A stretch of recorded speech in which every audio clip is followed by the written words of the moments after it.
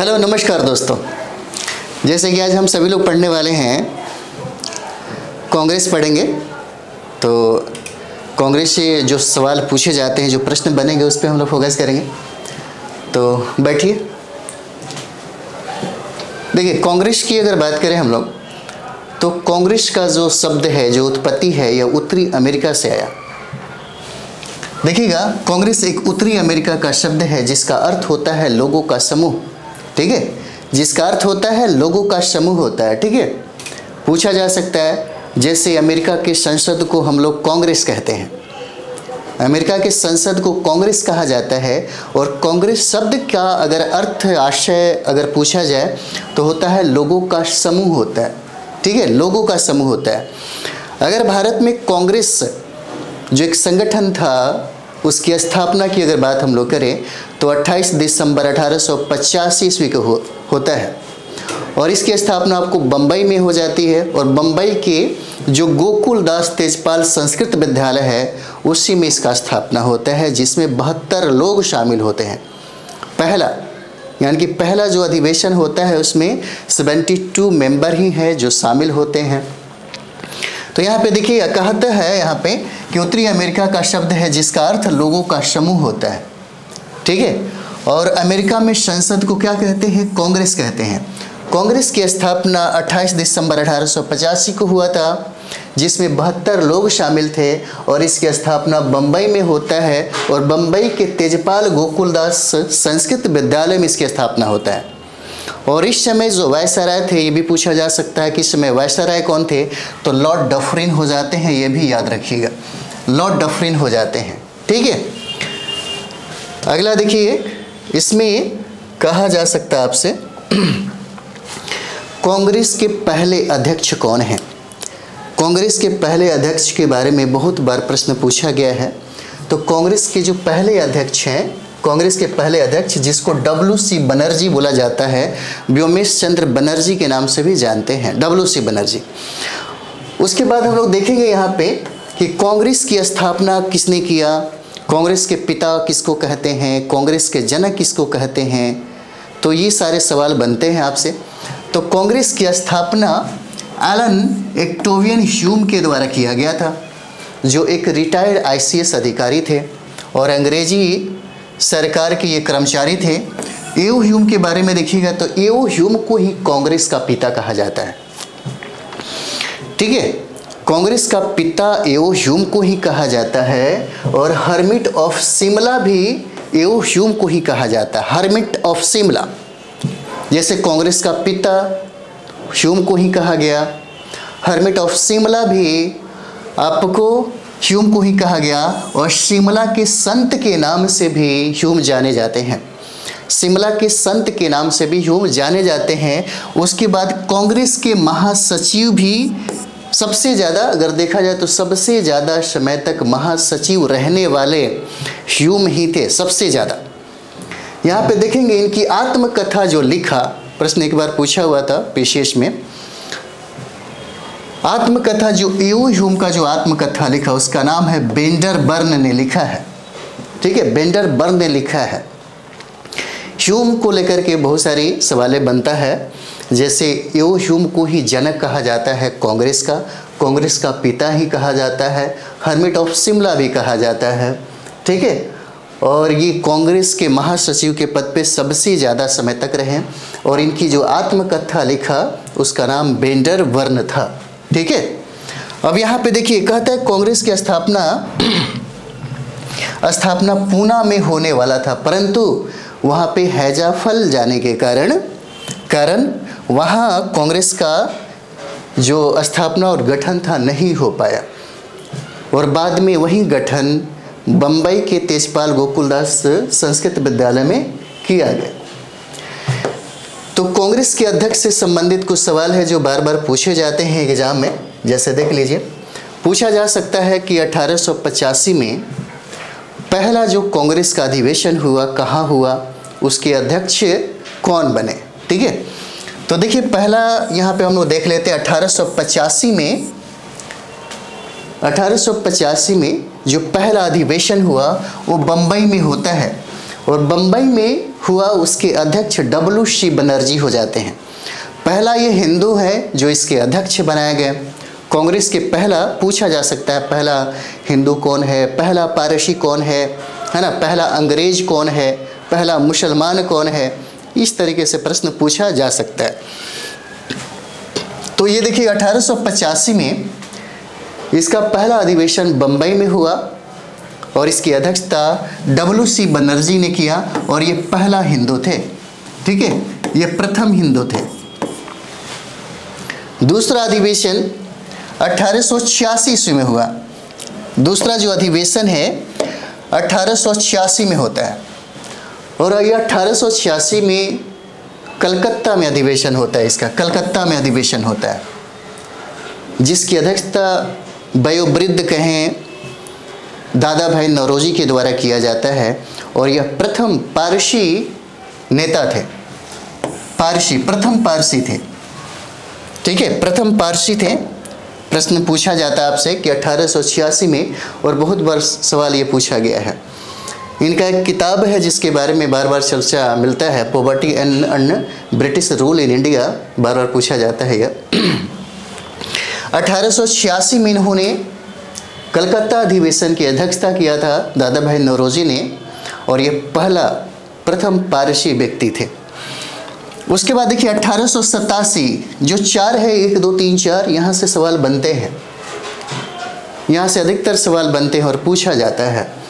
1887 में मद्रास का अधिवेशन हुआ था। इसी समय 1887 में मद्रास का अधिवेशन हुआ जिसके अध्यक्ष बदरुद्दीन तैयब जी थे। बदरुद्दीन तैयब जी थे और ये प्रथम मुस्लिम हैं, ये प्रथम मुस्लिम हैं, ठीक है, प्रथम मुस्लिम है। 1887 मद्रास का अधिवेशन हुआ, बदरुद्दीन तैयब जी इसके अध्यक्ष हैं, ठीक है, बदरुद्दीन तैयब जी, और ये प्रथम मुस्लिम थे।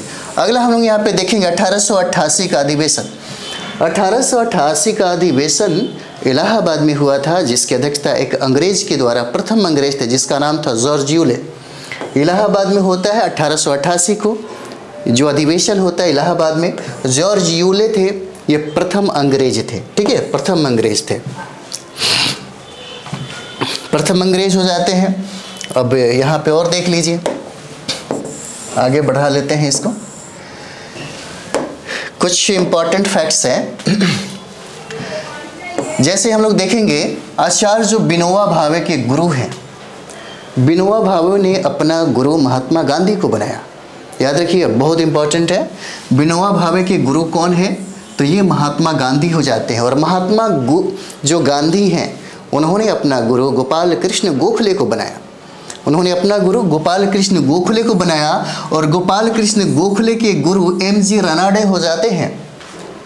गोपाल कृष्ण गोखले के गुरु MG रानाडे हो जाते हैं और MG रानाडे के जो गुरु हैं उनका नाम केशव चंद्र सेन हो जाता है, ठीक है, केशव चंद्र सेन हो जाता है। जैसे आचार्य विनोबा भावे के बारे में सवाल पूछा जाता है तो इसलिए नोट करके हमने ये दे दिया। इन्होंने अपना गुरु महात्मा गांधी को बनाया और महात्मा गांधी ने अपना गुरु गोपाल कृष्ण गोखले को बनाया और गोपाल कृष्ण गोखले के जो गुरु हैं वो MG रानाडे हो जाते हैं और MG रानाडे के जो गुरु हैं केशव चंद्र सेन हो जाते हैं, ठीक है, केशव चंद्र सेन होते हैं। आइए आगे हम लोग देखें। बंगाल विभाजन 1905, है ना, बंगाल विभाजन 1905 जो इम्पोर्टेंट है। अगर आप लोग एग्ज़ाम दे रहे हैं सीरियस होकर के, है ना, तो थोड़ा अच्छा से पढ़ लीजिए, टाइम ज़्यादा नहीं है ना। तो बंगाल विभाजन 1905, ठीक है, देखिएगा 20 जुलाई 1905 को 20 जुलाई 1905 को भारत के युवा वायसराय जिसका नाम था लॉर्ड कर्जन, है ना, और इसी लॉर्ड कर्जन के द्वारा पहली बार, है ना, बंगाल विभाजन का प्रस्ताव लाया गया। पूछा जा सकता है कि बंगाल विभाजन का प्रस्ताव, डेट भी कभी कभी पूछा जाता है, डेट भी आपसे पूछा जाएगा कि बंगाल विभाजन का प्रस्ताव कब लाया गया। तो 20 जुलाई 1905 को लाया गया और यह लाने वाला व्यक्ति लॉर्ड कर्जन था। कौन? लॉर्ड कर्जन था, ठीक है। और इस समय यानी कि 1905 में कांग्रेस का अध्यक्ष कौन था? कांग्रेस का अध्यक्ष उस समय गोपाल कृष्ण गोखले थे। उस समय कांग्रेस का अध्यक्ष जो थे गोपाल कृष्ण गोखले थे। और इनके उपनाम के बारे में अगर कुछ देखा जाए गोपाल कृष्ण गोखले के बारे में, तो इनको विपक्ष का नेता कहा जाता है, ठीक है। और गोखले ने ही लॉर्ड कर्जन को औरंगजेब कहा था। जैसे उसकी नीतियां ही कुछ ऐसी थी जिसके वजह से हिंदू और मुस्लिमों के बीच में तनाव बढ़ गया, सांप्रदायिकता बढ़ गई, है ना। और बहुत सारा उठापटक इस राजनीति में यहीं से शुरुआत हो जाता है। तो देखिए, गोखले ने लॉर्ड कर्जन को औरंगजेब कहा। और 1905 में गोपाल कृष्ण गोखले ने सर्वेंट ऑफ इंडिया सोसाइटी की स्थापना की, जो बार बार सवाल आपसे पूछा जाता है ना। 1905 में सर्वेंट ऑफ इंडिया सोसाइटी की स्थापना इन्होंने किया था, सर्वेंट ऑफ इंडिया सोसाइटी की स्थापना किया था, ठीक है। और इन्होंने बंगाल विभाजन पर कहा था घाव पर नमक छिड़कने जैसा है ना। इन्होंने ही कहा था घाव पर नमक छिड़कने जैसा है। गोपाल कृष्ण गोखले ने ये बात कही थी। उसके बाद आगे देखते हैं हम लोग इसी समय देखिएगा, बंगाल विभाजन के समय लेफ्टिनेंट गवर्नर जो एलजी गवर्नर, जिनको एंड्रयूज फ्रेजर कहा जाता है, पूछा जा सकता है आपसे कभी कभी, तो एंड्रयूज फ्रेजर हो जाते हैं। और बंगाल विभाजन के समय ब्रिटिश पत्रकार कौन था, ये इंपॉर्टेंट है। ब्रिटिश पत्रकार देखिएगा HW निपिल्सन हो जाते हैं इसी समय। कब? तो बंगाल विभाजन के समय। और बंगाल का विभाजन 1905 में हो रहा है, ठीक है। और 1905 में इस समय पत्रकारिता जो कर रहे थे, जो बहुत ही ज़्यादा कवरेज, तो इन्हीं का नाम है HW निपिल्सन नाम है इनका। यहाँ देखेंगे हम लोग 7 अगस्त 1905 को सुरेंद्र नाथ बनर्जी के द्वारा बंगाल विभाजन के विरोध में कलकत्ता से सुरेंद्र नाथ बनर्जी ने स्वदेशी आंदोलन प्रारंभ किया। पूछा जा सकता है कि स्वदेशी आंदोलन प्रारंभ कब किया गया? और ये देखिए, इसका शुरुआत आपको कलकत्ता से ही हुआ, ठीक है, कलकत्ता से हुआ।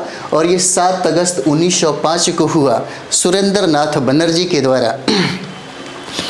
उस समय सुरेंद्र नाथ बनर्जी की बात करें तो कांग्रेस के समय में इन्होंने खुद एक बहुत बेहतरीन पार्टी बनाई थी और कांग्रेस से भी कहीं ज़्यादा महत्वपूर्ण स्थान रखता था। और इन्होंने देखिए, कहते हैं कि 7 अगस्त 1905 को सुरेंद्र नाथ बनर्जी द्वारा बंगाल विभाजन के विरोध में उन्होंने कलकत्ता में स्वदेशी आंदोलन को प्रारंभ किया, ये भी याद रखिए। और कहते हैं जिसमें उनके मित्र, जिसका नाम है कृष्ण कुमार मित्र ने विदेशी वस्तुओं का बहिष्कार करने का विचार दिया था। इसी समय कहा गया था कि जितने भी विदेशी वस्तुएं हैं उसको बहिष्कार कर दिया जाए, है ना। क्योंकि उस समय ईस्ट इंडिया कंपनी बहुत ही ज़्यादा ताकतवर थी, प्रत्यक्ष रूप से लड़ा नहीं जा सकता था, क्योंकि बात ये सभी लोगों को पता था कि अगर प्रत्यक्ष रूप से लड़ेंगे तो तुरंत अंग्रेजी सरकार हमें ख़त्म कर देगी। इसलिए तरीका भी कुछ अच्छा था। चलिए अगला हम लोग देखते हैं इसी में, ठीक है। प्रश्न पूछा जाता है कब शुरुआत हुआ, और ये देखिएगा 16 अक्टूबर 1905 का वो दिन आ गया। 16 अक्टूबर 1905 का वो दिन आ गया जो बंगाल विभाजन का प्रस्ताव लागू हुआ, जिसे हम बंग भंग के नाम से भी जानते हैं।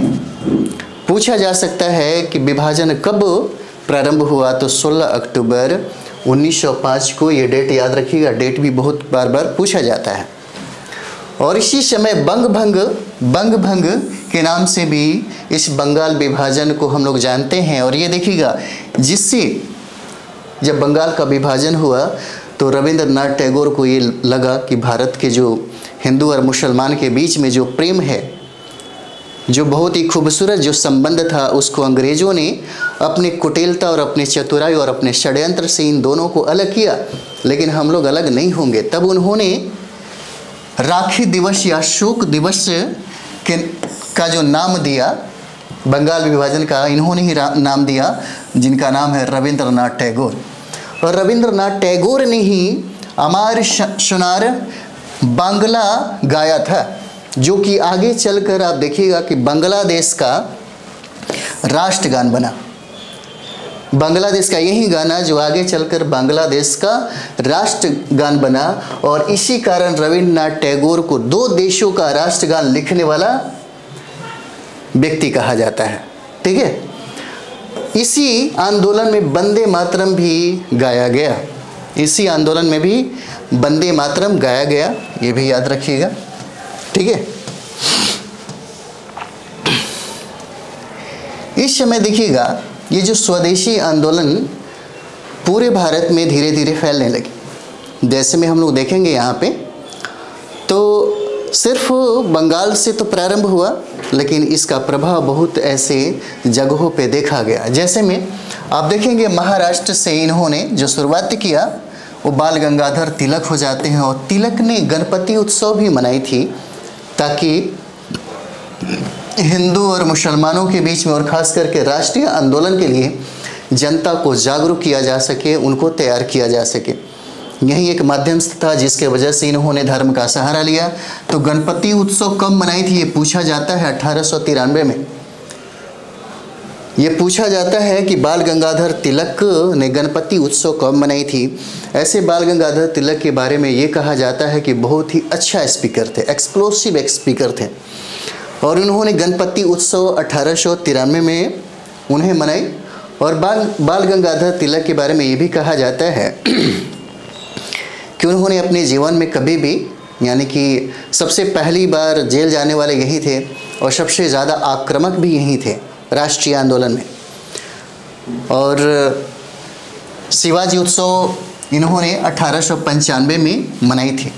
ठीक है, और ये भी पूछा जाता है कि दिल्ली से इसका नेतृत्व कौन कर रहा था, तो दिल्ली से नेतृत्व हैदर रजा थे जो वहीं कर रहे थे, हैदर रजा।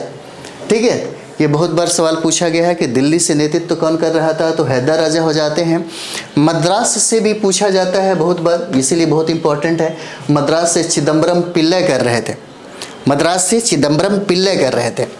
ठीक है, और उसके बाद हम लोग देखेंगे पंजाब से, तो पंजाब से लाला लाजपत राय कर रहे थे, और यही सत्याग्रह का प्रथम बार विचार इन्होंने दिया। इन्होंने ही इस सत्याग्रह का प्रथम बार विचार देने वाले ये व्यक्ति हैं। और आंध्र प्रदेश के डेल्टाई क्षेत्र में वंदे भारत आंदोलन चल रही थी। आंध्र प्रदेश का जो डेल्टाई क्षेत्र है वहाँ पे वंदे भारत आंदोलन चल रहा था। ठीक है, चलिए आगे हम लोग देखते हैं। आगे देखिए, 1906 में मुस्लिम लीग का गठन होता है। 1906 में मुस्लिम लीग का गठन होता है, और इस समय वायसराय अगर देखा जाए तो वायसराय ये मिंटो द्वितीय होते हैं। ये भी सवाल पूछा जाता है आपसे। यहाँ पे मुस्लिम लीग का गठन 1906 में होता है। ठीक है, और वायसराय मिंटो द्वितीय होते हैं। मिंटो के शासनकाल में सलीम उल्लाह खां, ठीक है, सलीम उल्लाह खां और आगा खां ने मुस्लिम लीग की ढाका में इसकी स्थापना किया था, है ना। ढाका में इसकी स्थापना 1906 में हुआ था, जिसमें दो लोगों ने मिलकर के किया, जिसका मुख्यालय लखनऊ में इन्होंने स्थापित किया। तो सलीम उल्लाह खां और आगा खां ने मुस्लिम लीग की स्थापना किया, वो भी ढाका में किया, और इसका मुख्यालय लखनऊ को बनाया गया। ठीक है, इसका मुख्यालय लखनऊ को बनाया गया।